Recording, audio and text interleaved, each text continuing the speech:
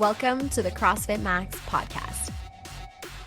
So you've been trying to hit the gym, but simply aren't getting the results you're looking for. At CrossFit Max, we put a massive emphasis on coaching and the programming of workouts.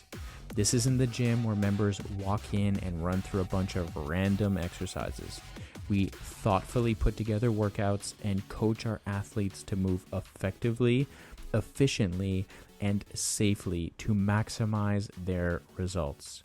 If you're looking to join an amazing gym with a strong community where you will be coached, then click that link below to book your free one-on-one session with a coach. We would love to have you. Hopefully you guys get some good value out of this podcast, so let's get right into it.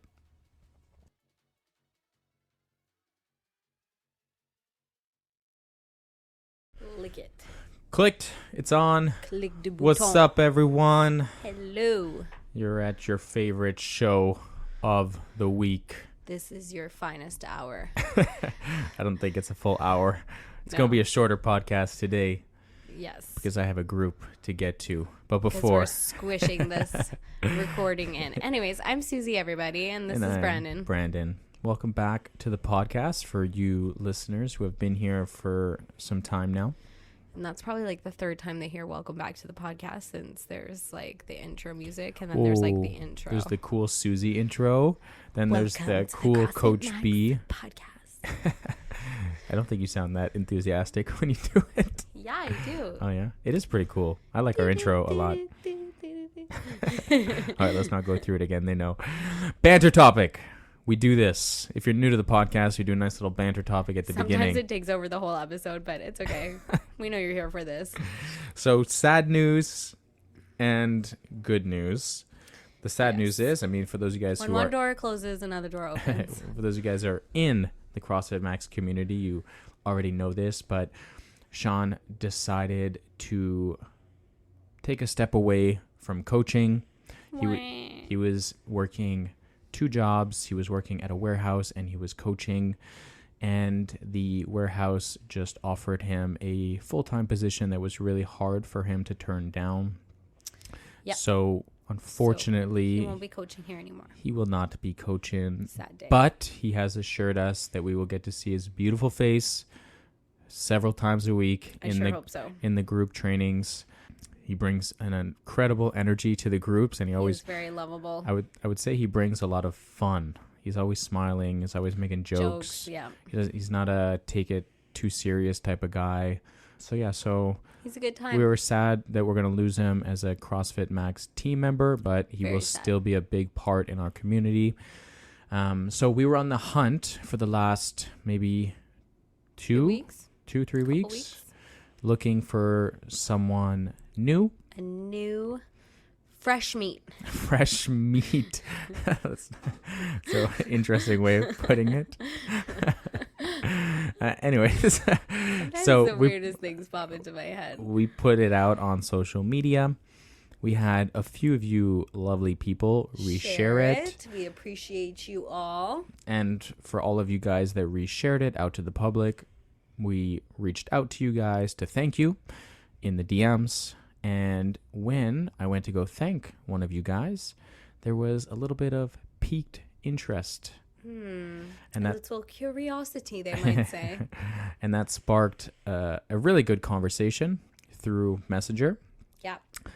Which led to an in-person meeting. And that person was Maria. Yay. So we have officially hired Maria, and she has started her training, her onboarding. Yeah. In order to become a coach, since this will be her first coaching job. Yeah. So she is really starting from scratch in terms of coaching, but she has quite an extensive background of training and focusing on her overall health. And she's been a member here for quite some time. Yeah. So I'm super stoked to have her on board. I almost cried. I was so happy when we hired her. I mean, the thing about tried to be professional, but coaching, the thing about someone becoming a coach is that you can teach someone how to teach movement. Correct. I can coach Maria to say, hey, when we're coaching someone in a deadlift, when we're teaching someone a deadlift, their feet got to be here. You know, you got to keep the bar closed. Their back has got to be a certain position, whatever those things are, right? Right. That stuff is easy to coach, but you cannot coach someone to care either about other people or about health. And Maria cares a lot about her own health, and she is just a beautiful soul and really loves everyone around her. And I feel like everyone feels that love when they're around her. 100%. She definitely is the light in the room when she's working out here. Yeah. She's always pushing herself, but more than that, she's always encouraging others in the group. So it's you don't want to hire a person who's good at teaching movements. You want to hire someone who cares about people and who cares about their overall health. Yeah. And once they have those things, then teaching them how to coach movement becomes a lot easier. Yeah. So basically, we are beyond excited to have we hit Maria the jackpot with Maria join the team because, well, first of all, she already believes in what we're doing here at CrossFit Max because she's been an avid participant in the community, not just attending group classes, but our events and all the things that go on sort of extra than just the group classes. She's been a really big spokesperson for the gym. So it seems like a no-brainer because in order to mold her into CrossFit coach, well, the only part that she needs is the technical training. Yeah, exactly. We don't have to train her personality. She's got it. She's got the it factor. Yeah, she's wonderful. I'm excited. She's going to do such a good job. I've already had one class where she shadowed me, and I'm just trying to like go through that internship process with her, which will be fun for me because I've never really done that internship before from someone with me. Someone starting. Yeah, true. That's true. Did that with me. But you did have like extensive like yoga I was teaching. a coach, just not a CrossFit coach. Exactly. Yes, you knew how to go up in front of people and to guide Cue a their full movements. cue movements, guide a full 60-minute or 45-minute session. Arguably way more challenging. Yeah, also like way more probably physically demanding to teach a yoga class compared to a CrossFit class. Yeah, the difference is you're doing it. Yeah. And you're saying it while you're doing it. And there's not really like feedback you get in a CrossFit class. There's no like lull. It's just your voice carrying it. But anyway, yeah. So I'm excited to I'm go thrilled. through that process with Maria. I think she's going to be a wonderful coach. Everyone is going to be so lucky to have her as a coach. Yeah. We're already lucky to know her as a person. Yeah. And I guess that banter topic goes super well with the transition into what's the real topic, the topic. Juicy topic for today. What are we talking about, babe? Yeah, well, I guess this podcast is to give you guys a deeper dive into how we run an actual group class. Our group classes here. So listen up, Maria. No, I'm kidding. Okay, so this is actually just Maria's first training video that we're releasing as a podcast episode. No. I feel like for those who train at our gym, they kind of know the motions that we go through, but I think we're going to go into a little bit of a deeper dive on why we do things here. So they have a good purpose, why. This way they have a better understanding of what they're doing. And I feel like it's also very easy to want to learn when you know what are we painting? What's the picture we're painting here? And for those of you guys who don't train at our gym and enjoy our podcast, hopefully you guys will get some good value out of this. And maybe you'll come train at our gym afterwards. And also maybe you'll be like less intimidated from I feel like that's such a good point. Gym. I feel like a lot of people are still so hesitant to start CrossFit because they have a preconceived idea of what it is. Yeah. So maybe this will make it seem a little less unknown and scary. Yeah. Actually, side note on that. And aside already. We haven't even gotten into the topic yet. Amanda was coaching the 12 p.m. class and I was participating in it. And her mom came into the gym just to drop something off for her, like sunglasses or whatever. Cute. And we love a visit from mom. Her mom was like, oh, there's just like normal, regular people training in the gym here. Wild. Yeah. And it's like, yeah, there's moms and my dads, literal and mom and dad train here. grandmothers and grandfathers and accountants Teenagers. and teenagers as well. Yeah, there's accountants and dentists and teachers, and there's like people of all ages, all different. Person behind you in the grocery line could be a CrossFitter. Exactly. Yeah. And she's like, oh, like we're like everybody else. she's like, I thought everybody was supposed to be like super jacked, and then I took extreme offense that I was like, I am super jacked. You normie. Yeah. But yeah, so that kind of just popped into my head here. But yeah, so CrossFitters, they're like everybody else. anybody else, I should Anybody say. else. Anybody else who wants to put. No, but I was just making a joke, Yeah. but because like those like celebrity videos, Oh, celebrities, they're just like us. Yeah. Yeah. So okay, let's run them. Let's talk Where do about we the want to start? program. Yeah, we want to start with the before program. we even talk about the actual group class. Okay, which is kind of fun because I just did like an hour of programming. And you are the genius Oh, I wouldn't say that. behind the CrossFit Max I would program. say I'm the creative mind behind. I wouldn't say genius. You literally put the whole gym on your back. Okay, so Take the compliment. thanks, love. There you go. Where that so hard? Where should I start with the program? You want me to talk about?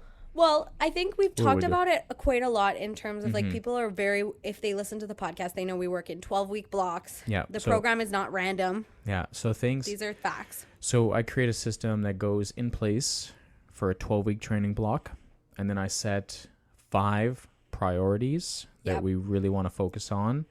There's 3 main ones, and then there's 2 like subcategories that are still in it, but less of the priority. So those are things that I will notice progressions happening every week. Exactly, yeah. We're doing back squats in this 12-week cycle. We did low volume, so like low repetitions, heavy weight in the previous 12 weeks. This 12 weeks, we're going to be doing some like higher volume stuff, Yeah. which my legs are feeling it from that 12 o'clock. We had 3x10. Spicy. So lots of volume in our back squats right now. But just to give you So guys an volume in idea, back squats. just to give you guys an idea of one example, we create this 12-week block. We create 5 priorities, and then from there, I program things week to week.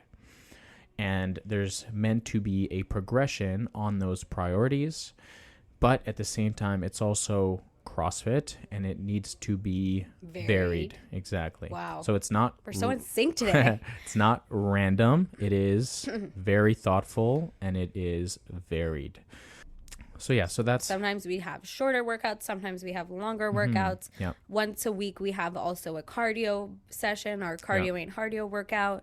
That's a great workout to have in the week that kind of reduces the intensity but works on overall endurance Yep. Yeah, it's a great way as you can use it to get like as a in 5th, 4th, 6th session. exactly. Yeah, it's a nice piece in there because you can really bring the intensity down for the session. It's meant to be lower intensity, but if you're feeling like this is my favorite workout of the week and I like to push and I have like an aerobic background, whether you've done marathons or half marathons or whatever, but you've done like cycling and you just want to come in and grind it out for a long workout, you can also do that if you want. Yeah. But it is, like Susie said, an awesome session in there for when your body has gone through intense workouts that week to go through the motions, get blood flow, and just use it as like an active recovery piece while also working your aerobic capacity. So your body's ability to keep moving at a slower pace for a longer period of time. Love it. So yeah, so we sprinkle that into the programming every week.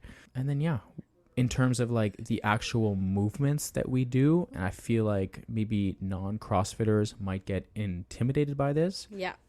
Are you talking like we do some focus on weightlifting? Yes, so we Say what sorry, you're going to say, yeah. sorry. We do We do. we do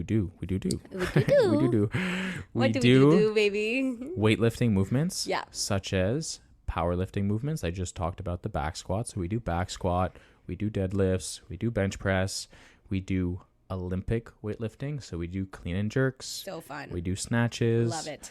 We do a lot of resistance training. So we use medicine balls for wall balls, and we had med ball thrusters last weekend. We use dumbbells for a lot of strength components as well, or for a lot of conditioning pieces. We use our body for a lot of body weight exercises. We do a lot of cardiovascular movements like rowing, skiing, biking, running, skipping, box jumps or box step ups, burpees. So gymnastics. We do a lot of gymnastic movements as well. Pull-ups, strict pull-ups and kipping pull-ups. We do handstand push-ups or pike push-ups, regular body weight push-ups on the ground. Yeah. I'm trying to think. We even get up to some like higher skill stuff like muscle ups and handstand walks sometimes as well. But all that to be said, don't worry if you're listening to this and you're like, I can't do all of those things. All that to be said, from an outside perspective, a lot of people sometimes think, whoa, like, isn't weightlifting like dangerous for you and stuff? But this is where it's important that we discuss how we run the 60-minute classes. Yeah. Now, specifically here at CrossFit Max. Exactly. Now, the main thing we focus on every class, on every exercise we perform in the gym, is quality of movement. The technique is super important, and that is the number one priority. So when we go through our group training, we always start with a warm-up. That warm-up is meant to get our overall blood flowing through our body, our core temperature to get up, our joints to get lubricated, and typically that warm-up is designed around our either strength component or our main focus for the day. Right. Give you a weightlifting example. If we have back squats in the workout, well, in our warm-up, we're going to design something that gets blood flowing through our hips, through our knees. We want to get our ankles moving. So we'll do something like a bike machine. We'll do some sort of glute activation, some sort of movement that gets knee flexion involved, which is important when we bend our knee essentially, which we have to do when we squat. So we're going to do either some sort of lunges or body weight squat, just something to get our joints moving. And the other thing I want to say is also get like muscle activation for the muscles that are going to be required for you to wake to up lift. Those sleepy muscles. Yes. Make sure they're ready for what's coming next. Exactly. So we have, let's say, a weightlifting movement that people might think, okay, like, wow, like that might be intimidating, but it's what we do is we start everyone off in the group to make sure, number one, your body is ready for that lift or ready for that complex movement. And number two is we always do drills for it. So maybe an example for yesterday, we have the snatch. Very high skill movement, right? General warm up, get some, get our upper back and shoulders loosened up, get our core temperature up. And then from there, we grab either an empty bar or a PVC, and we practice drills at an extremely light weight, either empty bar or, like I said, with like a PVC pipe that weighs maybe 1 pound. Not even. So we go through drills. And then from there, okay, now that we have worked heavily on the technique and we've done it consistently over and over and over again, okay, now it's time for you guys to go off and either lift something that you feel comfortable and challenge yourself, or really, really work on that movement at a weight that you can move. Yeah. So that talks about the warm-up. Yeah. After the warm-up, we have the drills. Yeah. Next, usually or typically, we have either a weightlifting, whether it's a strength piece or an Olympic weightlifting piece, or we work on a skill. Yep. For like the first, well, not the first, like we've done the warm up and the drills, but for like the next 20 minutes or so, we typically work on either building strength or improving on certain skills. Yep.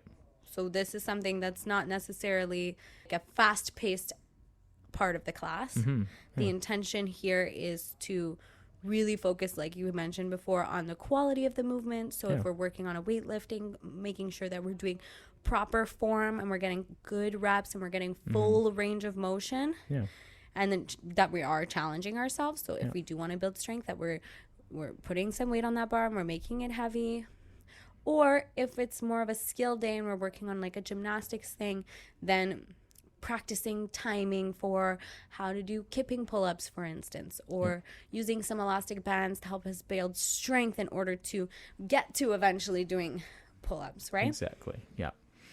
So again, we've spent a lot of time thinking about, okay, like just the strength piece or the skill piece, right? So we're not just like, okay, guys, like just hop on a bike and just pedal and we'll go right into our strength piece. Yeah, it is like a thoroughly thought out process from the programming aspect, from the execution in the group class, and then we even backtrack it to, okay, what are the drills I want to do and what do the athletes need to prepare for through a warm-up. Yeah, so before the athletes have even shown up to class, the coaches put a lot of thought into what specific muscle groups need to be warm, what specific parts of the brain need to be focused on what specific part of the movement, so making sure people are switched on.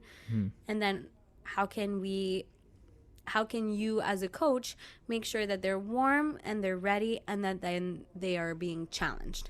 Yep. And then after that strength component is complete or that skill session is done, we typically always hop into some sort of metabolic conditioning work. So that's kind of the cardio piece of the day. We nickname it the Metcon here. The Metcon, yep. And that typically ranges, I would say, on average about 10 to 15 minutes long. Yeah. Sometimes, rarely, it's shorter than that. And other times it could be longer than that. Yeah. Like today's workout took on average the group classes about 18 to 19 minutes to perform. Spicy. Oh yeah. Get ready. I'm excited. And then that piece also has a decent amount of thought process involved, whether that's movements that are complementary to each other, movements that are meant to be like antagonistic, meaning like they're meant to be hard to go against, meaning if you go from a bike machine into some like high volume squatting, like your legs are going to go from a cardio machine that's going to be burning and you're going to go into a movement that's going to require a lot more legs. Or do I want my athletes to be able to consistently move for 15 minutes? So instead of maybe bike into air squats, I'm going to put bike into push-ups. And those are like movements that are complementary. It allows you to keep moving on the push-ups without feeling like you need to stop because the bike erg didn't really affect your push-ups. So there's a lot of thought that goes into the conditioning work. It just depends on your goal for the day. So sometimes we purposely fire up those legs, let's say, or other times we intentionally allow certain muscle groups to recover in between different movements. Yeah. And I am not of the mindset that I just want to smash everybody at the end of the Metcon. I don't want necessarily people on every single day to be on the ground feeling like, oh my God, what did I just go through? That is not the point of the session. The point is to be able to like finish the conditioning work, maybe take a second to just catch your breath, let your heart rate come back down, give the people the high fives, and feel like really good about yourself at the end. Yeah, feel like you did challenge yourself and you had a good workout, but that you're excited to continue to train throughout the week. Yeah, exactly. And that's not to be said that there aren't some days that are harder than others. Right. It's also based on like each person. For some people, some people really hate burpees. Others really love burpees. You have to take that into consideration. And of course, the longer you do CrossFit, the better you get at movements, the more you start to kind of figure out what you're good at and what you like and stuff. So once you get more efficient, you tend to begin to enjoy movements more. Like if you really struggle at burpees, then I would highly recommend you look at your burpee technique. There's maybe something that's going on that you're like, just your feet aren't positioned properly. You might be like squatting down instead of hinging forward. That might compress your knees to your chest. We put out like a cool Instagram reel last week on this. Follow us on Instagram and we'll fix your burpee. So there's that aspect as well. Things aren't just like exercises aren't randomly programmed together to get your heart rate jacked up. There's a lot of thought process that's involved, and there's always some sort of goal within that conditioning piece. How do I want my athletes to be moving? How should they be feeling? What is the outcome towards the end of the session? Yeah. And then something else that happens throughout the group class, which is just like a constant thing, is that you're never left to your own devices completely. Yeah. A little bit, obviously. We're not following you like a little honeybee. But the goal is always to provide coaching to all the athletes in the class. For sure, yeah. And it's essential to our model here at CrossFit Max to give people that full coaching experience, because it doesn't matter whether it's Brandon in the group class or someone who just started last week. There's always going to be things that you can improve on, or maybe just try to see a different perspective on something or whatever. Yeah. So it's really important to us that everybody gets coached. Yeah. As a general rule for a coach, it's super important to touch base with every single athlete in the class. You got that, Maria? Just kidding. Every single athlete needs to have at least one touch point. So yes, that kind of wraps up like the group class. Some at the end of group classes, we give some stretches just for people to work on like either mobility or just like touch on the muscles that were just gives people targeted. A chance to socialize a little bit post class. Yep. Huddle up, do some stretching. Yeah. So there's that, and I think the other thing that I'll talk about is the link between session to session. One of the things we preach here, principles, is we really preach like sustainable movement. The programming is set for someone to be able to train 5 to 6 days per week if they want. We both do it. We do, yeah.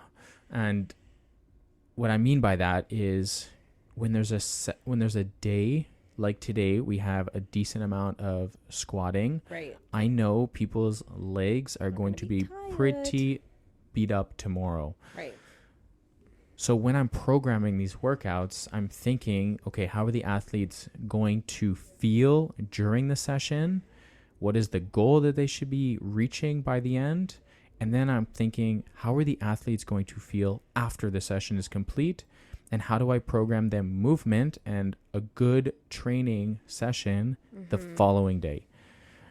And there's a lot of thought process that goes on.